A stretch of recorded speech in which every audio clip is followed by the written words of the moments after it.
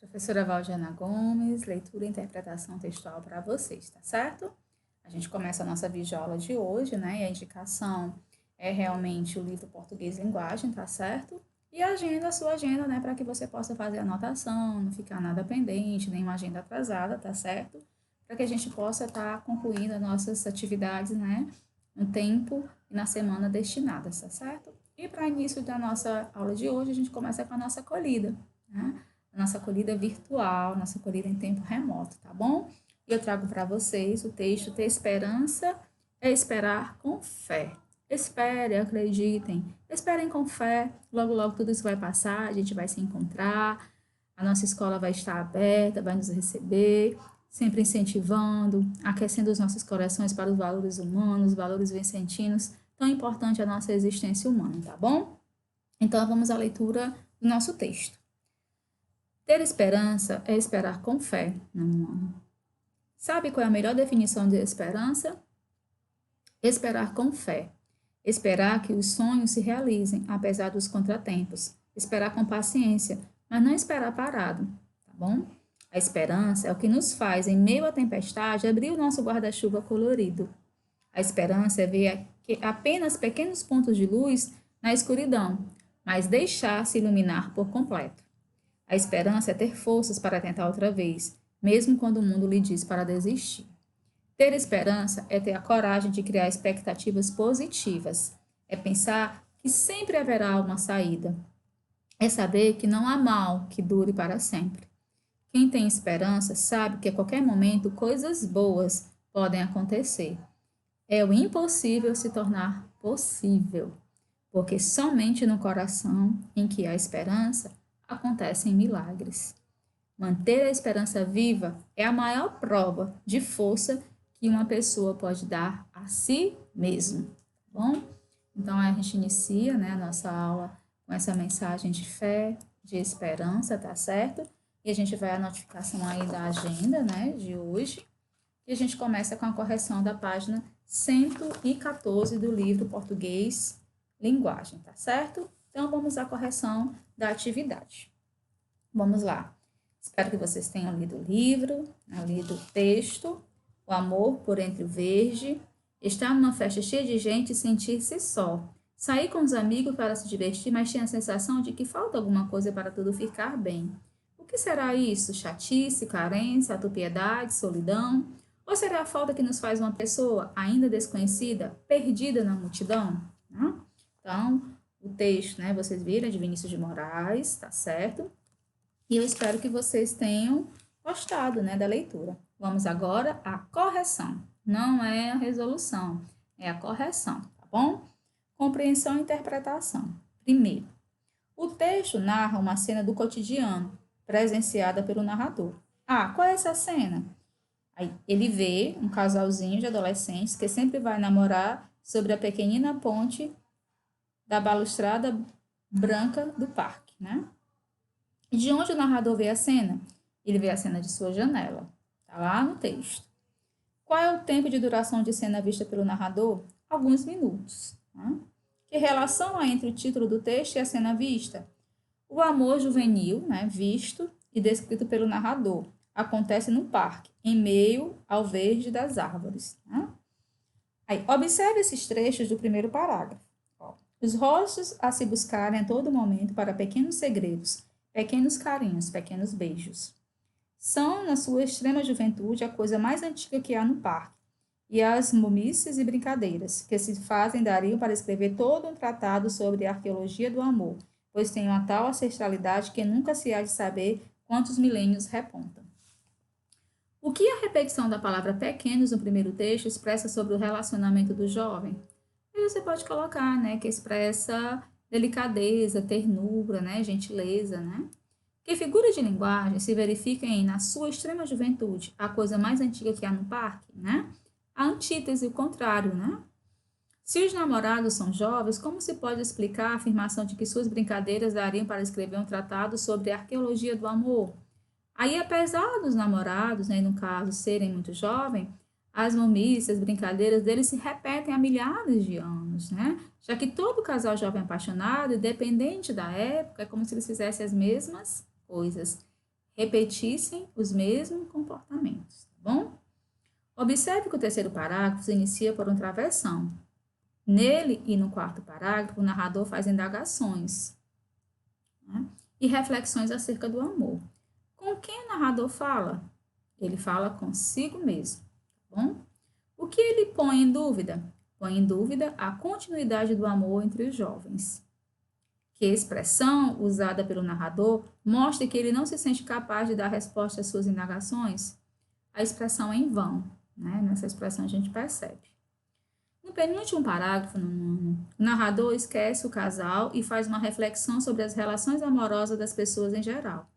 É um tal milagre encontrar nesse infinito labirinto de desenganos amorosos ser verdadeiramente amado. Que metáfora expressa o ponto de vista do narrador sobre os relacionamentos amorosos? Como você a interpreta? Ele emprega a metáfora infinito labirinto de desenganos amorosos.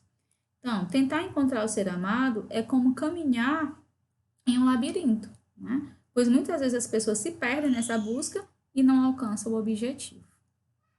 O que justifica o emprego da palavra milagre nesse contexto? Nesse contexto, encontrar o ser verdadeiramente amado é um acontecimento extraordinário, incomum, pois os desencontros amorosos são frequentes.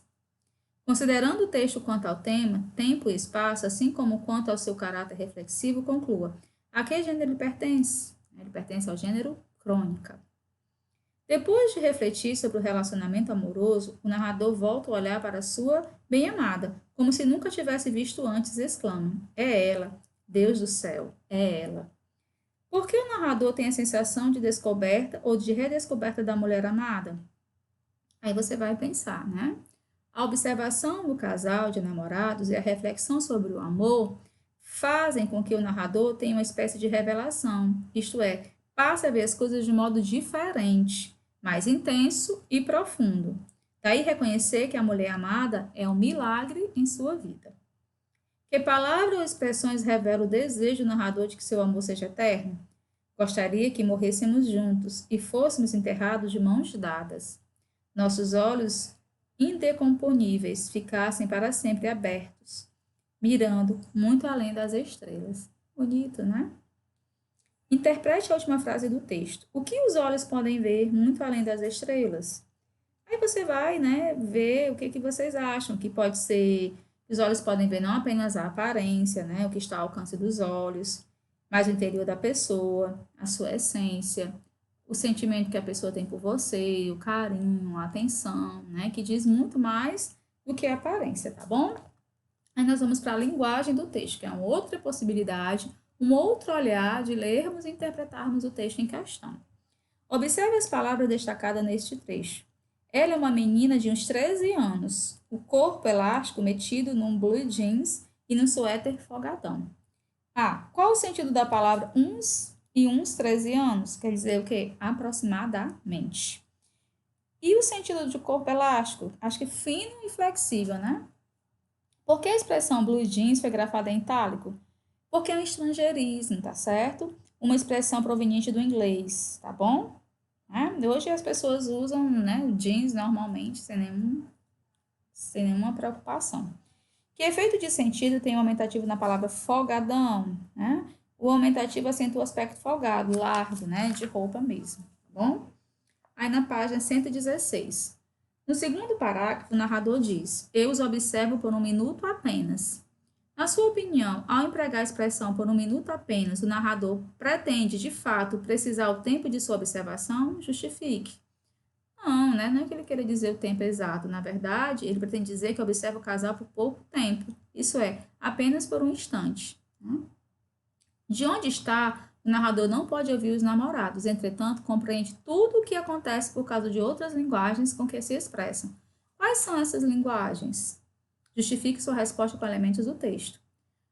Aí você pode dizer, né, que ele observa a linguagem corporal, gestual do casal, né? Encaixam-se os pescoços, repousa os rostos um sobre o ombro do outro, os olhos nos olhos, né? Ele afasta com as mãos os cabelos de sobra a fronte, né, do namorado, torce-lhe o pulso, agarra-lhe os pelo cabelo, enfim, tá bom? Aí nós temos ainda a continuidade, que é a leitura expressiva do texto, né, que você vai fazer, né, a seu bel prazer. Aí vamos aí, cruzando linguagens. Você vai ler agora a seguir um texto mais conhecido, né, de Vinícius de Moraes, que na verdade é um poema, e que é Soneto de Fidelidade, que é lindo, ó. De tudo, meu amor, serei atento. Antes, com tais ele sempre entanto, que mesmo em face do meu encanto, dele se encante mais meu pensamento. Quero vivê-lo em cada vão momento, e em seu louvor hei de espalhar meu canto, e rir meu riso e derramar meu pranto, ao seu pesar ou seu contentamento. E assim, quando mais tarde me procure, quem sabe a morte, a angústia de quem vive, quem sabe a solidão, fim de quem ama. Eu possa me dizer do amor que tive, que não seja imortal, posto que chama, mas que seja infinito enquanto dure. Vinícius de Moraes, Poesia Completa, Aguilar, 1964, página 226. Primeira questão.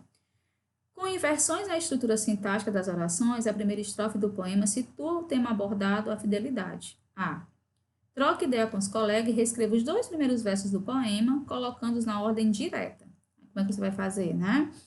Antes de tudo, serei atento ao meu amor, e com tal zelo, e sempre, e tanto. Interprete. O que pode ser o amor, o maior encanto? Outra que eventualmente possa seduzir o eu lírico, né? Conclua. O eu lírico que ser que fala no poema pretende ser fiel à pessoa amada? Sim. Pretende dedicar-se a esse amor com exclusividade durante todo o tempo. De acordo com a segunda estrofe, em que situações da vida ele pretende amar outra pessoa? Em todas as situações, do sofrimento e na alegria. Projetando-se no tempo futuro, o eu lírico imagina a possibilidade de ser procurado pela morte ou pela solidão. Para ele, o que significa a morte? Explique. A morte é a angústia de quem vive, ou seja, é o que mais os amantes temem.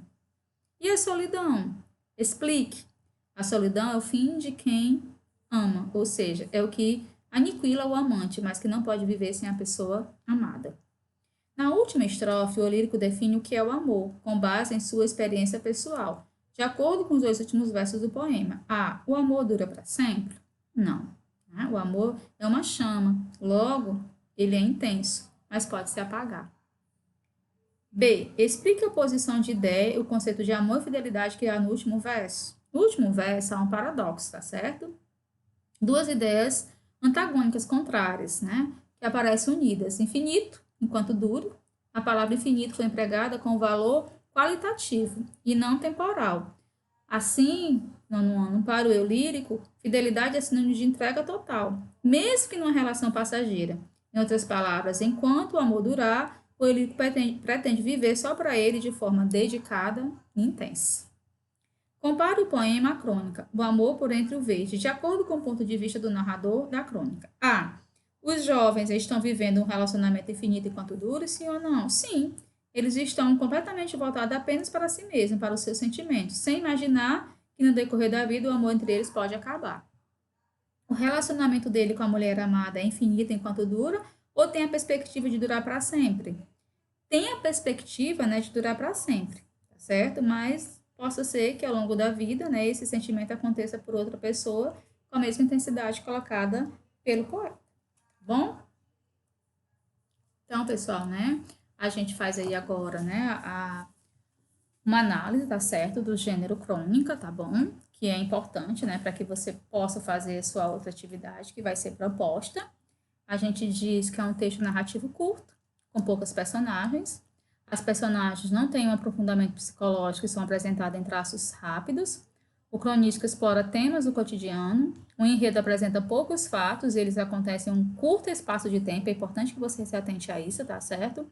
O texto apresenta uma visão particular, muito subjetiva do autor sobre os fatos que acontecem no cotidiano e pode ser escrito em primeira ou em terceira pessoa do discurso. Veja bem, primeira ou em terceira pessoa.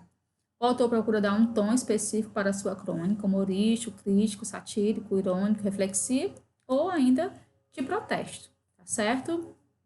E com essa análise, né, a gente termina a nossa aula de hoje, tá certo?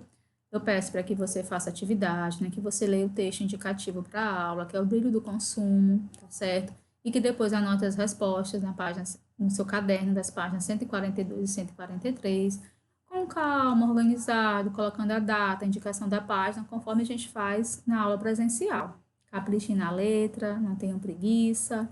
Um abraço carinhoso, saudade de vocês e até a nossa próxima videoaula, se Deus quiser.